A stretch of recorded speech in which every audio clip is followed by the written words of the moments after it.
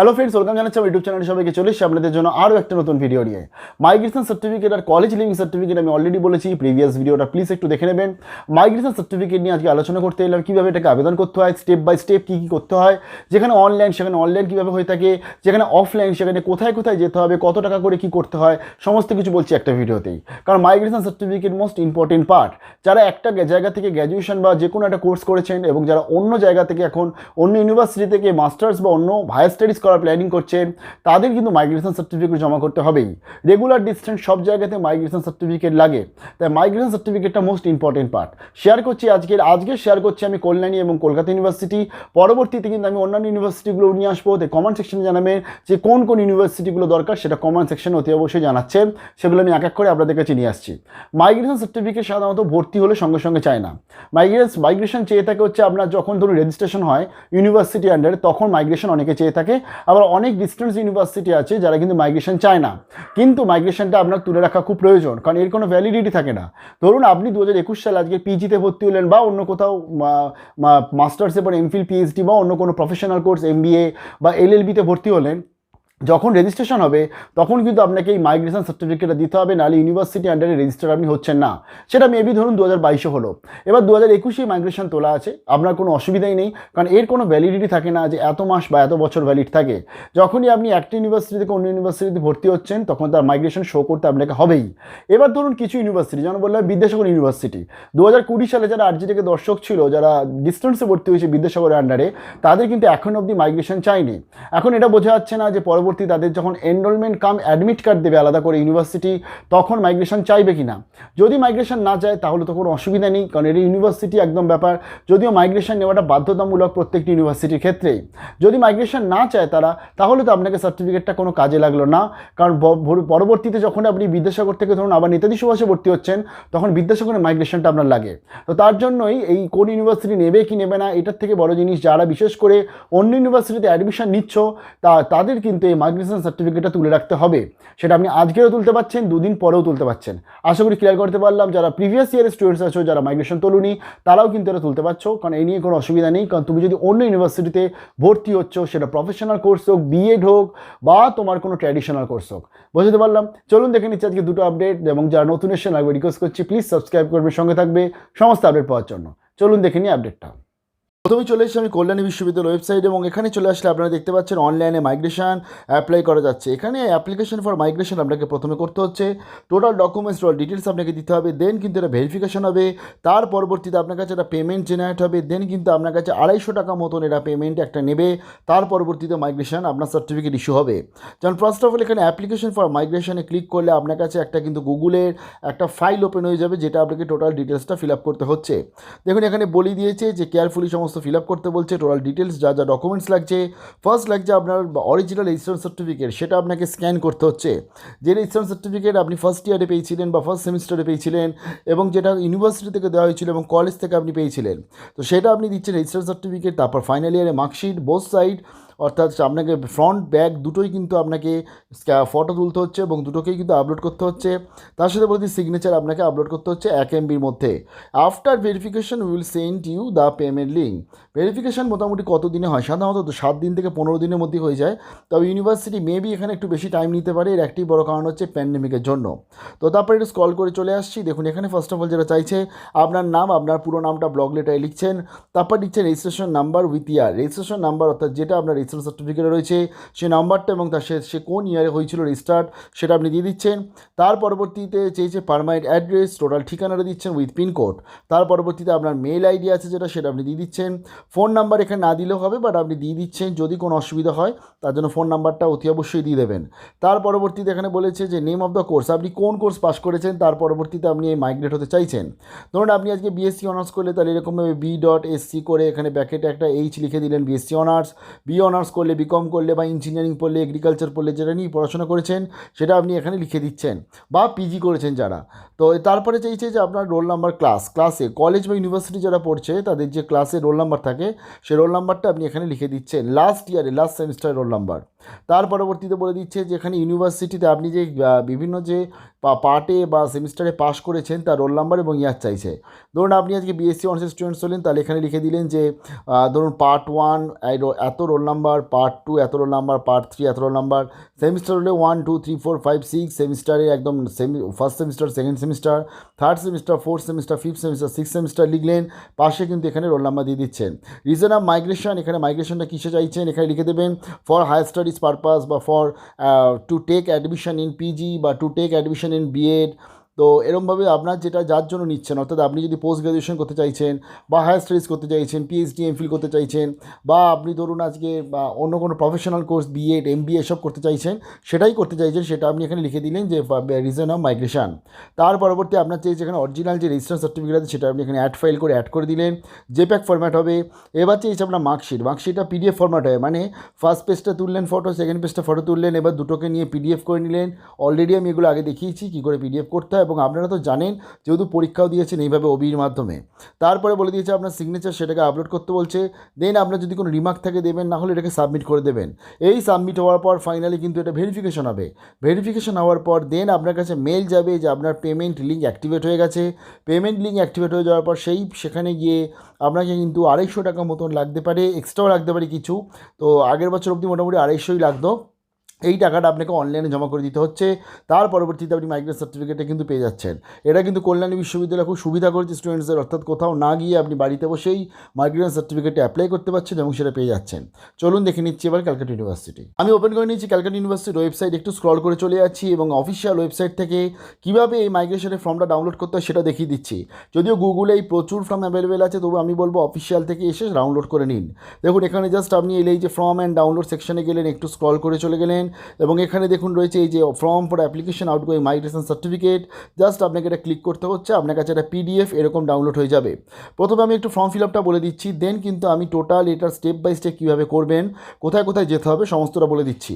তার আগে বলি ক্যালকাটা ইউনিভার্সিটি কিন্তু অনলাইনে করায় না, এরা কিন্তু অফলাইনেই করায়। শুধুমাত্র সিউ না, প্রচুর ইউনিভার্সিটি আছে তারা কিন্তু অফলাইনেই করায়, মাইগ্রেশন সার্টিফিকেট তারা দিয়ে থাকে স্টুডেন্টসদের। দেখুন প্রথমে রয়েছে এখানে 200 টাকা প্লাস 5 টাকা, আরও 1 টাকা লাগবে ভেরিফিকেশানে, তারপরে 206 টাকা মতন লাগে খরচা। দেখুন এখানে প্রথমত আপনার ফার্স্ট যেটা লাগছে, আপনার নিজের নাম আপনি এখানে দিচ্ছেন, ব্লক লেটারে দিচ্ছেন, তারপর আপনার বাবা বা মা যার নাম আপনি দিয়েছিলেন ভর্তির সময়, টোটাল ডকুমেন্টসে রয়েছে তার নাম দিয়ে দিচ্ছেন, রেজিস্ট্রেশন নাম্বার দিয়ে দিচ্ছেন এবং রেজিস্ট্রেশন ইয়ার দিয়ে দিচ্ছেন যেটা আপনার রেজিস্ট্রেশন সার্টিফিকেটে রয়েছে, এবং এই টোটাল ডকুমেন্টসগুলো অরিজিনাল নিয়ে যেতে হয়, আমি বলে দিচ্ছি সেটা। তারপরে আপনার টোটাল পুরো অ্যাড্রেসটা দিচ্ছেন উইথ পিনকোড দিচ্ছেন, এবং তারপরে বলে দিচ্ছি date of payment of migration fee, the receipt showing payment of the fee should be endorsed বা উইথ সাম ফর্ম। আপনার এই যে মাইগ্রেশনের জন্য যে এই যে টাকাটা, এটা আপনি ডিমান্ড ড্রাফটও করতে পারছেন। এছাড়া আপনি কিন্তু এটাকে চাইলে চালান কাটতে পারছেন, যেটা ইউনিভার্সিটি নিজে বা ক্যাশ সেকশানে গিয়ে আপনি এটা করতে পারছেন। তারপরে সেটা আপনি ডিমান্ড ড্রাফট কেটে নিয়ে যান, তাহলে ডিমান্ড ড্রাফটের ডিটেলস দিচ্ছেন, যে কত তারিখে আমি কেটেছি ডিমান্ড ড্রাফটটা। যদি ডিমান্ড ড্রাফট না কেটে যান তাহলে কিন্তু আপনি ক্যাশে গিয়ে জমা করতে পারছেন। যদি আপনি ধরুন ডাইরেক্ট ইউনিভার্সিটি থেকে ফর্ম তুলছেন তাহলে এই 5 টাকা কিন্তু আর লাগে না, তো তার ফলে সেক্ষেত্রে 200 টাকা। তাও আমি বলবো এই ফর্মটা টোটাল বাড়িতে বসে ঠান্ডা মাথায় ফিল আপ করে নিয়ে যান। 5 টাকা আপনার এই ফর্মের টাকাটা কিন্তু অ্যাড করে নেয়, অর্থাৎ 205 টাকা টোটাল খরচা পড়ছে, বোঝা গেল। এবং আপনি এই পেমেন্টটা যেটা আছে এই অপশানটা, প্রথমে এই অপশানটা আপনি ফিল আপ করবেন না, ফার্স্ট অফ অল ভেরিফিকেশন হয়ে যাবে, দেন যখন পেমেন্ট হবে তারপরেই এই অপশানটা ফিল আপ করবেন, অর্থাৎ আপনারা ক্যাশ সেকশানে গিয়ে যারা অন্তত জমা করছেন টাকাটা।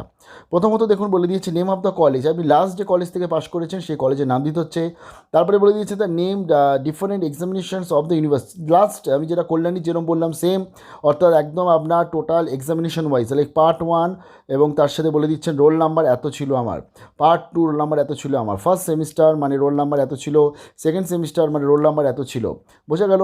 তারপরে বলে দিয়েছি রিজন অফ মাইগ্রেশন, অর্থাৎ কিসের জন্য মাইগ্রেশন চাইছেন, লাইক ফর বা টু পিজি আনাদার ইউনিভার্সিটি লিখলেন, ধরুন লিখলেন ফর বিএড পারপাস যেটা আমি বললাম, for to do a professional course, to take MBA admission, এরকমভাবে যেটা আপনি চাইছেন, বা টু অ্যাপিয়ার ফর পিএইচডি, এরকমভাবে আপনার যেটা আপনি চাইছেন যার জন্য মাইগ্রেশন সেটা লিখে দিচ্ছেন। তো বা আমি আদার্স ইউনিভার্সিটি থেকে মাস্টার্স করতে চাই যেটা। তো দেখুন তারপরে বলে দিয়েছে নেম অফ দ্য কলেজ, আপনার যে লাস্ট কলেজ সেই কলেজে টোটাল নাম দিচ্ছেন, এবং বলে দিয়েছে যে তারপরে 10 নম্বরে বলে দিয়েছে, এবং টোটাল কলেজের নামটা কিন্তু ব্লক লেটারে এবং টোটাল ফুল নেমটা দেবেন, অর্থাৎ এপিসি কলেজ হলে আচার্য প্রফুল্লচন্দ্র কলেজ সেভাবেই লিখবেন। তারপরে বলে দিয়েছে পেমেন্টটা কীভাবে করছেন। আমি যেটা বললাম, আপনি যদি ক্যাশ দিচ্ছেন তাহলে তো ক্যাশে দিচ্ছেন, আপনি যদি আজকে বা কোনো ডিমান্ড ড্রাফটের মাধ্যমে দিচ্ছেন তাহলে ডিমান্ড ড্রাফটের মাধ্যমে দিতে পারছেন। লাইক আপনি যদি আজকে ক্যাশ দিচ্ছেন তাহলে ক্যাশটা টিক মারলি হয়ে যাবে, আপনাকে একটা সঙ্গে সঙ্গে চালান দিয়ে দেয় ইউনিভার্সিটি ক্যাশ পেমেন্ট করার পর।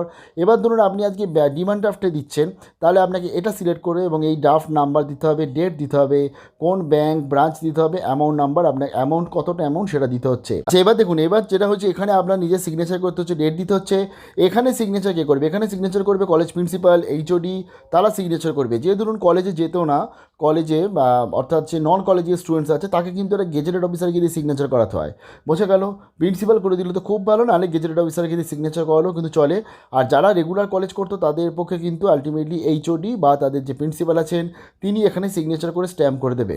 তার পরবর্তীতে এখানে টোটাল জিনিসটা আপনার ফিল আপ হয়ে গেল। দেখুন একটা ইম্পর্টেন্ট জিনিস হচ্ছে দুপুর 1:30 অবধি টাইম, 1:30 এর মধ্যে আপনাকে অর্থাৎ ফার্স্ট হাফে গিয়ে টোটাল জিনিসটা কমপ্লিট করতে হবে। এবার টোটাল আপনি ইনস্ট্রাকশনটা এখানে দেখে নিতে পাচ্ছেন। যেটা করবেন আপনি টোটাল এই জিনিসটা first of all fill up করলেন, ফিল আপ করে ফার্স্ট স্টেপ আপনাকে যেতে হচ্ছে আপনার কলেজে গিয়ে আপনাকে কিন্তু টোটাল এটাকে অ্যাটেস্টেড করে নিতে হচ্ছে এবং এটা টোটাল ফিল আপ সিগনেচারটা করে নিতে হচ্ছে। দেন আপনাকে চলে যাবেন হচ্ছে আপনি সিউর ক্যাম্পাস চলে গেলেন কলেজ স্ট্রিটে। ক্যাম্পাসে চলে যাওয়ার পর ফার্স্ট অফ অল আপনাকে যেতে হচ্ছে চালান অফিসে, মানে ক্যাশ চালান যেতে হচ্ছে, যেখানে ক্যাশ জমা নেয় সেখান থেকে একটা 1 টাকার চালান কাটতে হবে।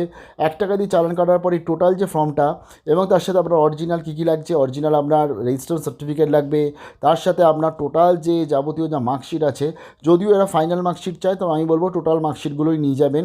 সেগুলো অতি অবশ্যই 1 কপি জেরক্স এবং তার সাথে অরিজিনালটা নিয়ে যাবেন রেজিস্ট্রেশনের সাথে সাথে। তো এবার এই টোটাল ডকুমেন্টসগুলো আপনি উইথ জেরক্স অরিজিনাল নিয়ে আপনাকে এবার যেতে হচ্ছে দ্বারভাঙা বিল্ডিং। সেখানে গিয়ে কিন্তু আপনার ফার্স্টে এটা ভেরিফিকেশন হবে। ভেরিফিকেশন হওয়ার পর দেন তারা কিন্তু এখানে লিখে দেবে যে ভেরিফাইড বলে লিখে দেবে। তার পরবর্তীতে আপনাকে আবার যেতে হবে ক্যাশ চ্যানেলে। এবার যদি আপনি ডিমান্ড ড্রাফট কেটে থাকেন তাহলে তো ডিমান্ড ড্রাফট রয়েছে বলে আপনার আলটিমেটলি আবার দ্বারভাঙা বিল্ডিংয়ে গিয়ে আপনি কিন্তু ফাইনালি জমা করে দিচ্ছেন। অর্থাৎ সেই সময় যদি ডিমান্ড ড্রাফট না থাকে তাহলে ক্যাশ চ্যানেলে গিয়ে ফার্স্ট অফ অল ক্যাশটা পেমেন্ট করতে হচ্ছে, আপনাকে একটা চালান দিয়ে দেবে। চালান দিয়ে দেওয়ার পর যেখান থেকে ভেরিফাইড করলেন সেই বিল্ডিংয়েই চলে আসতে হবে। সেখানে এসে আপনাকে মাইগ্রেশনের জন্য কাগজপত্র জমা করে যেতে হবে উইথ আপনার চালান বা যা যা কিছু আছে। আপনাকে কিন্তু এই চালান বা এই জমা করার পর সঙ্গে সঙ্গে একটা রিসিপ্ট দেবে। এই রিসিপ্টটা আপনাকে রেখে দিতে হচ্ছে।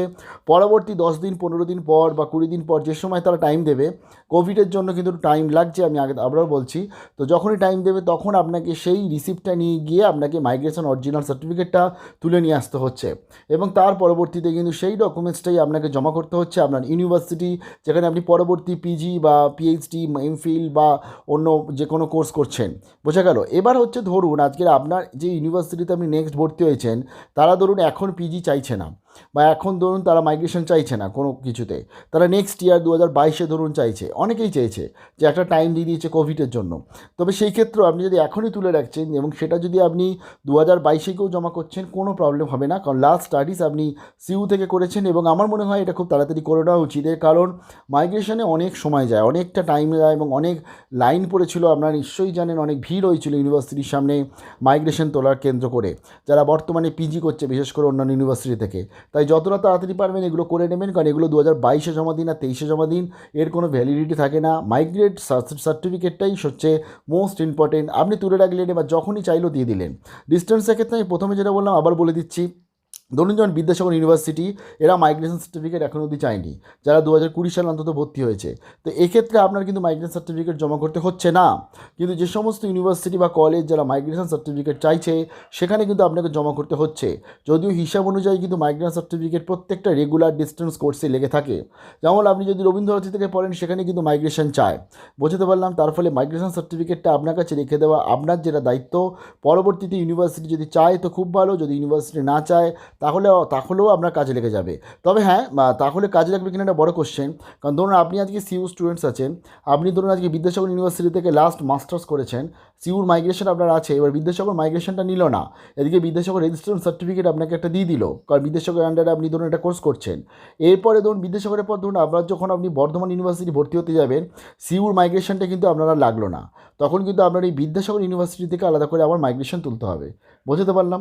কিন্তু তবুও যদি ইউনিভার্সিটি চায়, তাই মাইগ্রেশনটা খুব ইম্পর্টেন্ট জিনিস শেয়ার করলাম। অন্যান্য ইউনিভার্সিটি মাইগ্রেশনগুলো নিয়ে চলে আসবো, কোন ইউনিভার্সিটি দরকার কমেন্ট সেকশনে অতি অবশ্যই জানাবে। ভালো থাকবে সবাই, বেস্ট অফ।